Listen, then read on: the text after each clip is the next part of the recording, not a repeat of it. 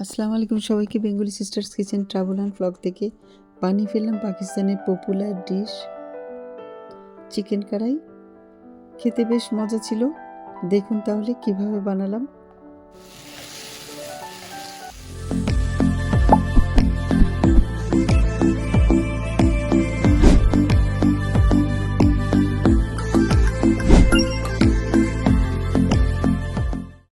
Chicken কড়াই বানাতে যা যা নিয়েছিলাম মিডিয়াম সাইজ একটা চিকেনকে ছোট করে টুকরো করে নিয়েছিলাম, টমেটো দুটোকে পেস্ট করে। চাইলে আপনারা গোটা টমেটো দিয়ে পরে চামড়াটা ফেলে নিতে পারেন। ইয়োগেট, ক্রিম, হলুদের গুঁড়ো, গরম মশলার গুঁড়ো, কালো গোলমরিচের গুঁড়ো, আদা কুচি, কাঁচামরিচ কুচি, লবণ আর নিয়ে নিয়েছিলাম সানফ্লাওয়ার অয়েল। প্রথমেই প্যানে সানফ্লাওয়ার অয়েল দিয়ে তার মধ্যে দিয়ে দিলাম আমি একটু লবণ। সামান্য একটু গরম হলেই দিয়ে দিলাম আমি চিকেনগুলো দিয়ে নাড়তে থাকলাম।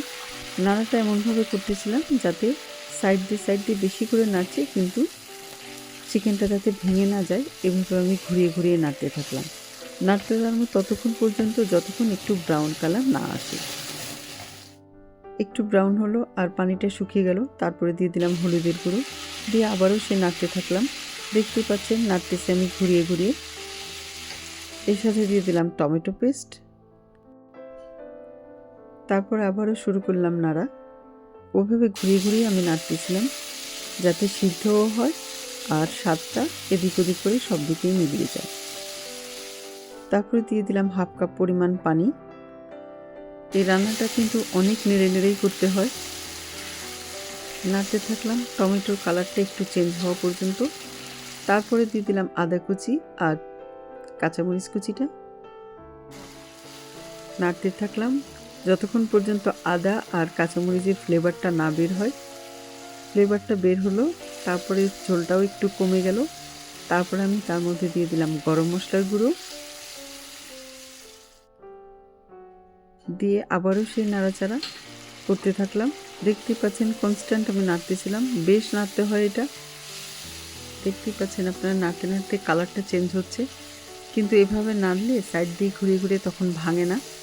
ঢাকনা দিলে বা মাঝখান দিয়ে নাড়লে ভেঙে যায়। তারপরে দিয়ে দিলাম আমি ইয়োগেট, টক দইটা দিয়ে ভালো করে নাড়া শুরু করলাম। আবারও কিছুক্ষণ ভালো করে নেড়ে নিলাম। তারপর এর মধ্যে দিয়ে দিলাম আমি গোলমরিচের গুঁড়োটা। যারা বেশি ঝাল খেতে পছন্দ করেন আপনারা চাইলে এর সাথে শুকনো মরিচের গুঁড়োও দিয়ে দিতে পারেন। আমি নাড়তেছিলাম সবগুলো ফ্লেভার যাতে মুরগির মধ্যে ঢুকে আর তেলটা বের হয়, পানির পরিমাণটা কমে যায়। দেখতে যেমন ভালো লাগছিল, ফ্লেভারে অনেক সুন্দর বের হচ্ছিল। যত কষানো হচ্ছিল কালারটা ততই চেঞ্জ হচ্ছিল।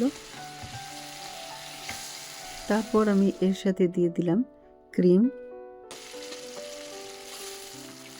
আবারও ভালো করে নেড়ে দিলাম। ক্রিম দেওয়ার সাথে সাথে দেখতেই পাচ্ছেন কালারটা অন্যরকম সুন্দর হয়ে গেল। পুরো রান্নাটাই আমি হাই ফ্লেমে করেছি।